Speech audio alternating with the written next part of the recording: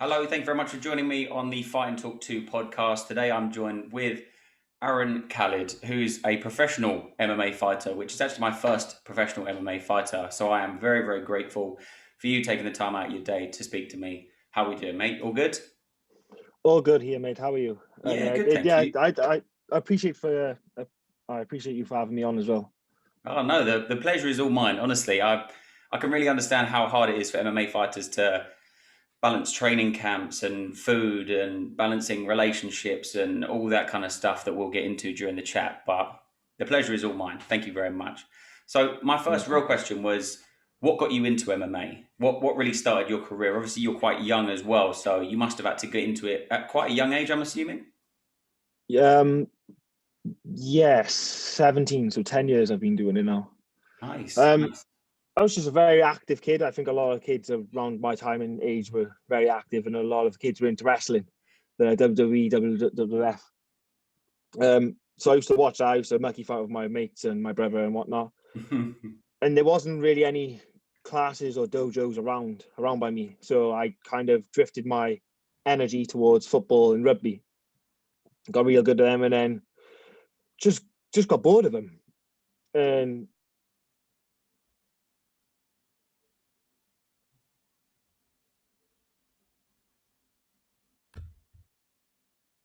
so I got bored with them, and then I kind of transferred my energy into boxing and karate, but I didn't really glue too much with them. I don't think it was the sports itself. I think it was the places I was at. Like the teachers weren't that focused on trying to teach. They were trying to more focus on taking money. And then my cousin started doing MMA in a gym in Cardiff, and he invited me and my friend round, and we just stuck to it since then. Just fell in love with it. It was like perfect. It was like everything we're in it, MMA, striking, grappling, the fitness side of it, the weightlifting side of it, where kids want to get bigger and get more muscular. So it had everything to it. Yeah, yeah, yeah, of So I just course. fell in love So with it from then. so obviously you said you got into boxing a little bit and stuff like that, but when people say do MMA classes, is that what were you kind of doing more specifically? Was it more the mat work, the wrestling, and the BJJ stuff, or was it kind of Yeah, literally just different sessions every time? it was different sessions every time, but the main focus of the coach I was with at the time, his credentials are more grappling side. Hmm. So most of his classes were grappling orientated, and I just fell in love with the wrestling, the grappling, the jiu-jitsu, the judo of it. It just fell in love straight away with it.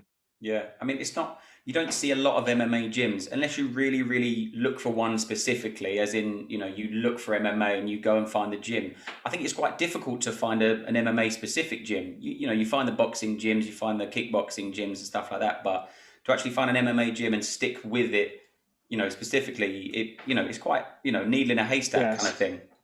especially 10 years ago, there wasn't that many. So when I heard of an MMA gym going around, there was like, I'm not going to miss this opportunity not to go see what's going on.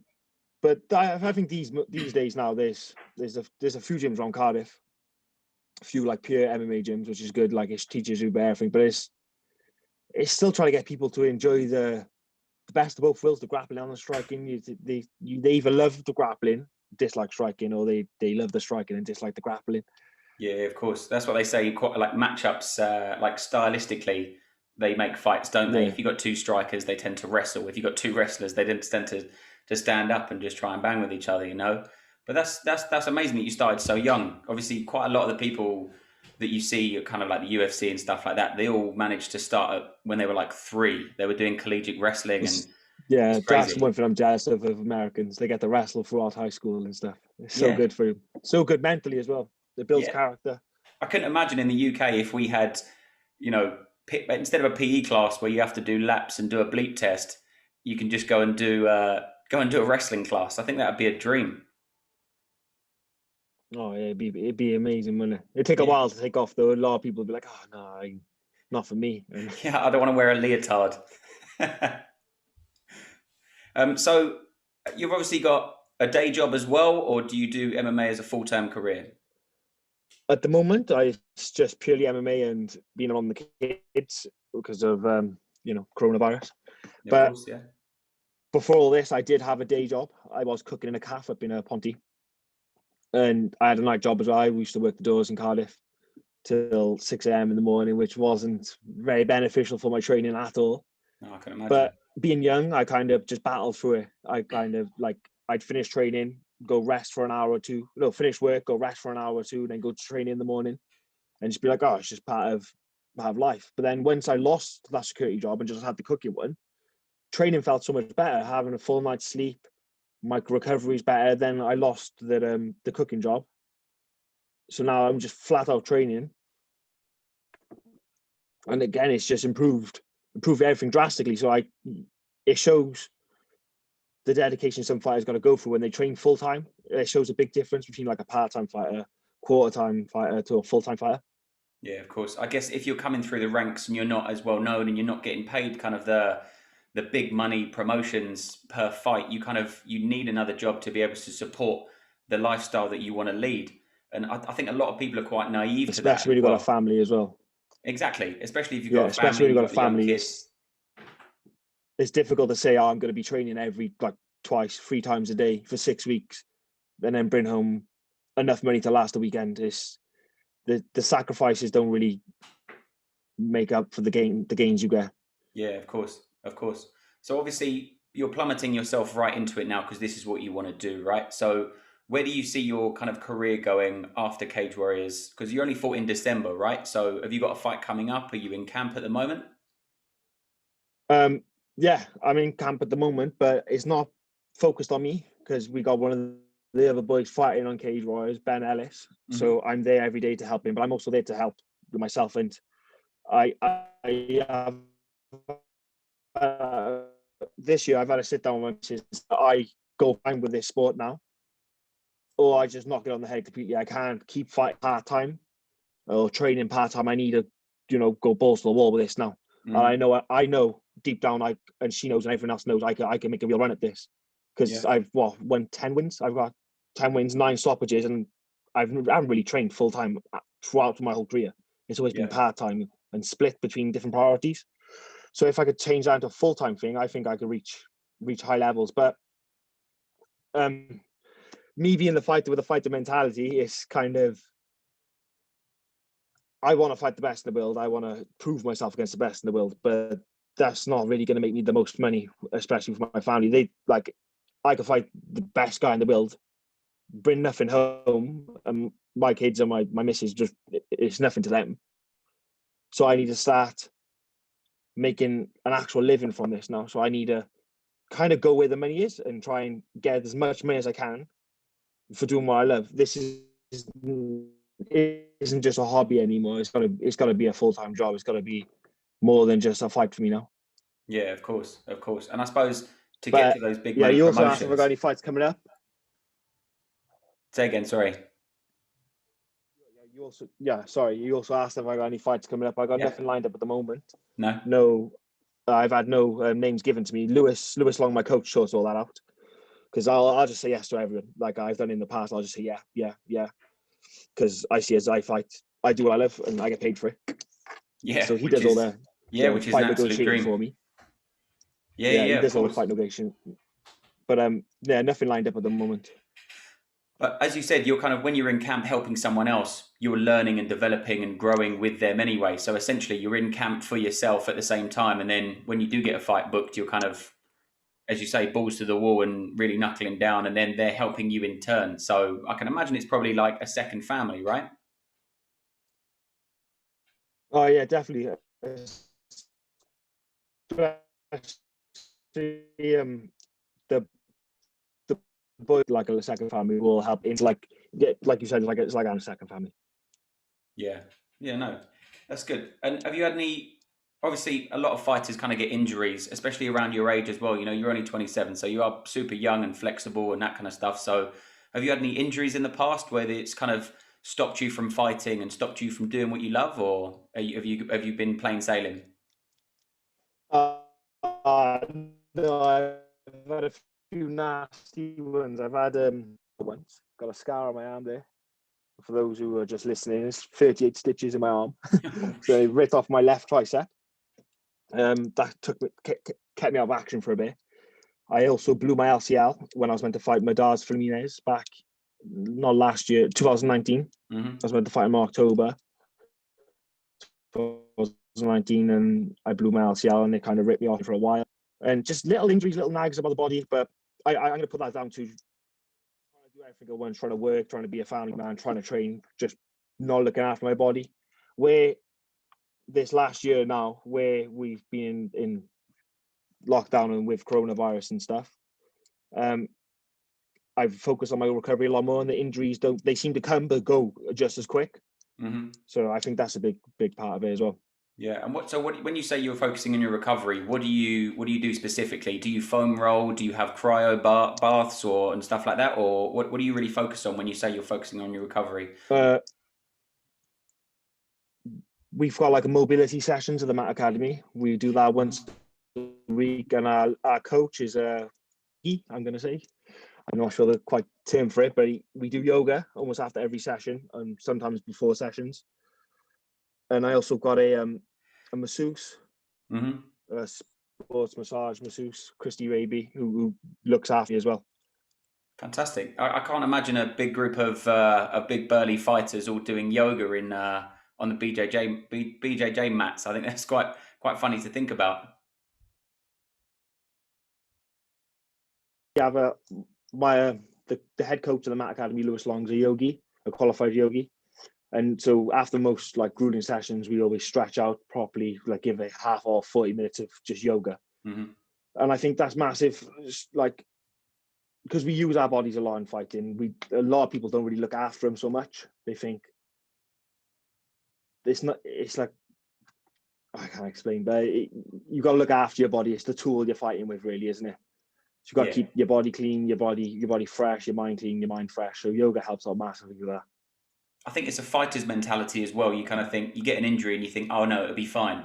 I'll work through it. I'll work through it. I'll work through it. Whereas doing yoga, Pilates, Tai Chi, these kind of things that people wouldn't necessarily associate with fighters are very, very crucial to the recovery and even the flexibility. If you're trying to get someone in rubber guard and you've got super tight hips because you've been training too much and not stretching, you're not going to be able to keep them in there. You know, even trying to sink a triangle choke, to be able to be flexible enough to do that, you've got to be doing some sort of mobility stuff, like you say. Yeah, it definitely helps. Like again, going on about Lou Long, he's very flexible, and when you roll with him, it's a nightmare because you've got to watch out for his arms, his leg, and his legs because they wrap around everywhere. It's such a nightmare to deal with. Yeah, I can imagine. So, like you say, you're 10-6 at the moment in Cage Warriors, right? And I've had a little look about on your losses more, because I was thinking, right, well, how has he lost? Because a lot of people just see an L and they don't really look into it. But you've had a lot of them have been split decision losses, which must be so frustrating to get to the end of a fight and think that you've done enough, but then all of a sudden the ref gives it to the other guy. Most of my losses, I don't think I've done enough. I'm always disappointed in myself. I think I could have won. You know, it's going back to that. If I was a full-time fighter throughout the camp, would it be different? I 100% think it will. I think I could win all the losses I've lost. I think I could win. Given if I was a full-time fighter and had the full-time training behind it, I don't think it was so much they beat me. I think I just beat myself and lost. Yeah, of course. I always call for rematches and stuff, but you know, you're never gonna get them with you. Yeah, because I did actually see you had a split decision loss, and then I think you must have got a rematch 6 months later with the same guy and had another split decision loss. So that must have been... Yeah, that was a late replacement. So his opponent pulled out, and my opponent pulled out a week before, and they matched us together. Was that frustrating for you to find out that it was him, or? No, I was happy. It was when we all had that bad snow. Mm-hmm. Like it was really bad snow, and it was like troubles if he was going to fly over or not. So it wasn't set in stone till basically the weigh-ins, because he had to travel up and stuff, and it was a nightmare. But I was happy it was him, and it's just what it is. He beat me a second time. I had no excuses that second time. The first time I was like, oh, this, that. Second time he just beat me up. Yeah. But I think it was still a split decision loss, right? Or was it unanimous the second time? I think the second one was unanimous. Okay. And how does that kind I of? definitely performed better in the second one than I did the first, but he performed better in the second one as well. Yeah. He So I showed up. think You showed both up. our stocks went up from that. Yeah. Of course. And what kind of, do you kind of get the anxiety before you go into a fight? Obviously Darren Till was talking about it like last year or a couple of years ago. He said he gets quite anxious about going into a fight because it is a very nerve-wracking experience going into a cage or an octagon or whatever to essentially hit and be hit. Do you have any kind of like, do you get struggle with like the mental implications of it, or is it just kind of like you just switch off and get in there? I used to. Oh, well, I didn't used to. I used to be fine, and then it was when I started picking up a few losses, the anxiety started kicking in. And I remember when I fought a fella called Jordan James, just before I walked out, I had to sit down because I felt like I couldn't stand. I was going to spew. I was sitting there panicking, thinking, "Fuck, what am I doing? What am I doing?" Went out there, won, and then I had a few more wins on top of that, and the anxiety and the panic kind of went away. So when I go in there now, I know it's just a fight between me and him. Yeah. He's either going to win or I'm going to win. One of us he'll either KO me, I'll KO him. He'll either sub me, he'll sub me. It's not the end of the day. We're both going to be breathing and doing what we're doing what we love, basically. So I haven't been nervous in a while now. Yeah. And when you say you were anxious about going out, is there anything that you did to kind of overcome that? Was there any breathing techniques you did? Like you said, you do a bit of yoga and stuff. So, do you feel like the yoga and the breathing techniques that you have through yoga would help you with your anxiety, during a fight? Yeah, definitely. There's breathing techniques that my coach Arash and Lou have showed us that slows down your heart rate, helps calm things down, slow things down, which helps loads. You Yeah. keep your breathing in control. You keep your mind under control. Yeah, of course. So you obviously train out of the Mat Academy, right? Yeah. And who else is there? Who have you got around you that are kind of up and comers, or any prospects, or anyone in the gym that you can see making noise in the future?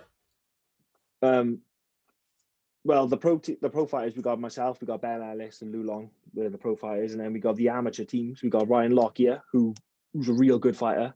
He hasn't burst onto the scene yet, but he will. He's a real. His tie is very nasty. And then we got Cameron Clark, who I think if he turned pro, he'd probably be a featherweight. Who's again a very dangerous guy. And then we got the younger guys, like they're about 16, 17 years old, and then you got ones younger again, like Ethan Sylvie, Talon Davis, Talon Jones, and Deacon Thomas. They're extremely good because they're kids and they're coming into with all of us. They train with all the adults and grown men. They hold their own, and they're only kids, and they're much smaller and lighter, and they're very good. So I think in a few years you're going to see those three, especially Deacon, Talon, and Ethan, explode onto this MMA scene. Yeah, because it's only in the past couple of years, really, for me as an MMA fan, that I've seen a lot of Welsh fighters. I guess the fighting culture in Wales is quite prominent anyway. If you go out in Cardiff or Swansea or something on a Friday, Saturday night, there's a lot of fighters, as I'm sure you've seen working the doors there. But do you feel like over the next couple of years that Wales is really going to be on the map with regards to high level profiled fighters? Yeah, I 100% believe that. If there's that many fighters coming from my gym, and our gym is not that big of a gym, it's like a small community of a gym. There's bound to be other gyms with loads of up and comers, and because MMA is growing as a sport in general, I mean you're going to find the younger talent coming through, and they're going to be more well-rounded, more disciplined than we were. They ain't going to have the same bumpy roads as we did during our training, our fight camps. They're going to go in there 100% every time. Their recovery will be on point, their training will be on point, their diet will be on point, and it's just going to boost Wales completely through onto the MMA build. Yeah, because quite a lot of the Welsh community are very very patriotic about their fighters, aren't they? Obviously, Mason Jones was fighting a couple of weeks ago out in Fight Island, so my whole social media thread was just people giving loads and loads of love to him. Naturally, being from Wales and all the Welsh kind of supporters and stuff. So, do you feel like obviously your fight in December wouldn't have had a crowd, would it? No, How do you feel no, it was that behind closed affected doors. you not having a crowd? Yeah and no. Like, yeah, it would have been amazing to have people chanting and having my back and giving me that extra boost of confidence. But no, in terms of it's just me and him fighting basically. So I prefer with no crowd. Like it does add a sense of nervousness when when you know people who you love and you're close to are watching, Mhm. and you're like they're like, oh, they've come all this way. I don't want to disappoint them. I want to put on a show, blah blah blah. And then, but without them there, you know they're watching, but they don't. I don't know how to explain. But I prefer with no crowd. I just, it's just better. Yeah, no, I agree. I'm a big fan of no crowd. I think you But can it would have been hear. nice to have. It would have been nice to have the crowd there for like a extra confidence boost and everyone chatting your name and chatting Wales like they when I fought Attack on Foss because he was from Norway. I think everyone backed me a bit more, and I had the whole arena chatting Wales, Wales, Wales. It was great. Yeah, I can imagine that does give you a little boost of energy as well, especially when you're getting into the later rounds and stuff like that. And you think, right, well, the whole crowd's got my back, and it kind of boosts you up a little bit to find that deep down energy, to continue the fight and to push as hard as you can. Yeah, 100% it does. Yeah. So what? So you obviously say you haven't got a fight for the rest of for your duration, obviously, while you're helping someone else in camp. Is there anyone you want to fight over the next kind of 6 months? Are you chasing championships? Are you chasing belts? Are you chasing, rematches with people that you've had previous losses to? What's your route to victory from here? I haven't really got anyone in mind, but if I had to pick an opponent, I would love that Lahore rematch. Hmm. I'd love that Darmenia rematch.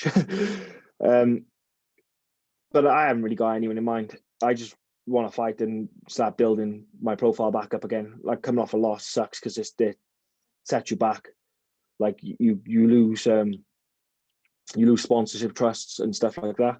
Hmm. So I just want to fight and just prove myself, prove I am can be an elite fighter and build myself back up. Yeah, yeah, yeah, of course. So when you say sponsorship, obviously you're not working full time anymore, but you're fighting full time now. But how much do you rely on the sponsorships and stuff like that? Is it local sponsorships, or is it kind of bigger companies that are approaching you, or how does that work? I have local sponsorships at the moment. I have a local lad called CDF Medibles is his company. He helps me out loads. He's always asking me if I want any like training equipment and stuff like that to help me out because he knows what fighters go through. I Hmm. have another sponsor, Essence of Nature. They always keep in contact with me and always send me stuff to help me out. And I got the Tatami as well. They always send me a bunch of free clothes and stuff to train in. They help me out load. They help a lot of guys in Wales out. So at the moment, it's just a few local ones, but until I can get those big wins in, and I can get more sponsors in, it does help massively because the more sponsors you get in, the less time I have to worry about if I I have to provide for my family. I have to go to work. If I get all these sponsors giving me the reason not to go to work to train the best I can, to perform the best I can, Yeah. it helps the best of both worlds, don't it? Absolutely, man. Absolutely. So with the sponsors and stuff, I don't want to stay on it too long, but is it almost like being an Instagram influencer? Like, you need to take a couple of pictures wearing their products, and you need to make sure that you're kind of branding all the time when you're training and putting stuff on social media. That must be like a second part to the job as well, right? Yeah, it is. I kind of hate it, but you have to do it. You have to play the game. You have to get the likes, get the follows. It's a part of the sport now. Like you see like people like Jake Paul because he's got a box match Baron Askren purely based on how many followers and how much views he could bring to the table because we live in a digital world where views can make money for promoters and promoters. So yeah, it is a bit of a pain in the ass. Where you got to do it. You got to Yeah. keep on top of your social media. You got to keep active on there. Otherwise, people just forget what's going on. Like until you reach that pinnacle point where if your fighting can speak for itself, Hmm. you have to build your profile up through your social medias. Yeah, and like you say, it's such an integral part of being a fighter nowadays. It's I did an episode the other day on how the UFC and MMA in general are so much like the early days of the WWE and the pro wrestling stuff, because they need to have these big elaborate call outs, and everything needs to be strobe lights and glitter and stuff. But I can imagine for an actual fighter, you just want to get in there, you want to throw hands, you want to put the other guy to sleep, you want to provide for your family, and then you have to do all this other stuff to kind of get noticed and get these big money fights. It must Yeah, really play with your mind. yeah, it is a bit of a ball ache because like I can't speak for everyone in the MMA community, but myself, I'm not a very sociable person. I'm not very outspoken. I prefer to just go in there, fight, get out, kind of thing. But that doesn't get the eyes on you. So you have to kind of sell a character, kind of thing, to Hmm. people to try and get them backing you to get that ball rolling through that social media aspect. Yeah, of course. And it's finding what that character is going to be as well. Are you going to play the good guy, the bad guy? Are you going to be the guy that calls everyone out or is super humble after a fight? It there's so many more things to think about than just fighting now. It's crazy to think about. Yeah, Obviously, I'm just an enthusiast of mixed martial arts, but for an actual fighter, it must just play on your mind that you have to do all of these things and be this persona when you go out there. yeah, it is. It is another part of it completely. But I Like guess it a beats lot of working in a a lot of cafe. fighters. Sorry, I It missed beats the word. working in Sorry, a I misspoke. calf. So instead of working in a calf, you just have to do a couple of Instagram posts and some social media stuff. So it's kind of like, it balances itself Yeah, out. yeah, yeah. I suppose. Yeah, a lot, a, lot- a lot of fighters these days tend to head towards the. No,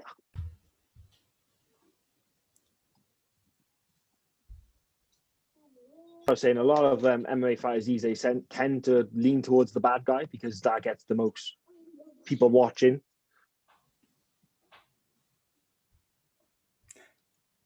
It's all right. See, this is the real nitty gritty of what it's like being an MMA fighter and having a family. You got kids bursting in. You've got other responsibilities. You can't always be this, Yeah. like you say, you're trying to be the bad guy, but you go home, you've still got to be a dad, and you've still got to drink out the teapots when wants to give you a cup of tea. No, no, I did. I was doing an interview before, and he jumped on me and started attacking me mid-interview. I didn't know what to do.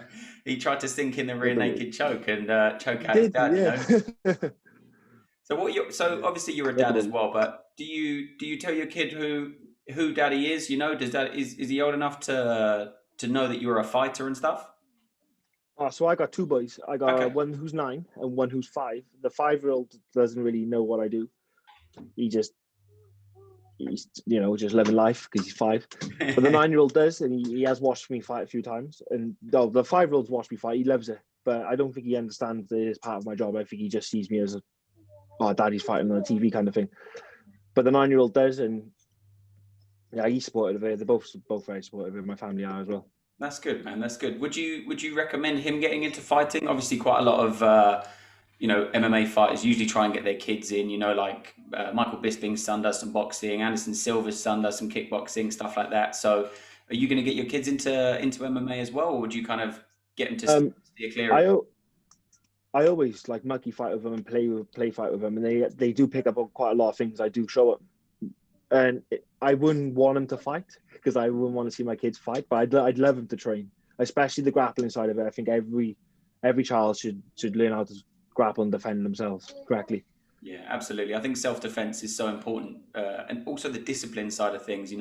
Bowing before you get on the mats, making sure you take your shoes off, making sure you're washing your gi and stuff like that. Just basic human things that every child should kind of have instilled in them. Yeah, yeah. Like if you learn that self defense and learn how to look after yourself, you kind of you don't fear anyone else around you, which is a big thing in this day and age. Like you to be able to look after yourself whenever you can. Yeah, of course, of course. And I guess, doing MMA and working on the doors that you used to do, that would have, that's kind of where you can mix in those two jobs together. I know a couple of MMA fighters personally that work the doors as well and work security because they kind of lean together, don't they? So I can imagine that would be the preferred job for most Yeah, a fighting. few of my a few of the fighters I trained with work the doors as well. I think it's kind of the easier job for fighters because, like you said, they kind of interbreed into each other. Yeah, of course. And if anyone starts throwing hands, you know how to attack a single leg and put them on their ass. Yeah, But I guess without causing too much eruptions, you could just hold them and it's done. Once you've got hold of someone who doesn't know how to grapple, it's over. You can hold them safely. No one's getting hurt. yeah, exactly, exactly. Well, look, I don't want to take up too much of your time. You know, you've got to do the bedtime routine. I'm sure of baths and all that kind of stuff. So thank you very Yeah. much for taking time out of your day to speak to me. I do really appreciate it, and I'll 100% be tuning in next time you're fighting. And I look forward to Thank you, speaking man. to you again, man. Thanks for having me on. I appreciate it. Oh, thank you. Cheers. Cheers, buddy.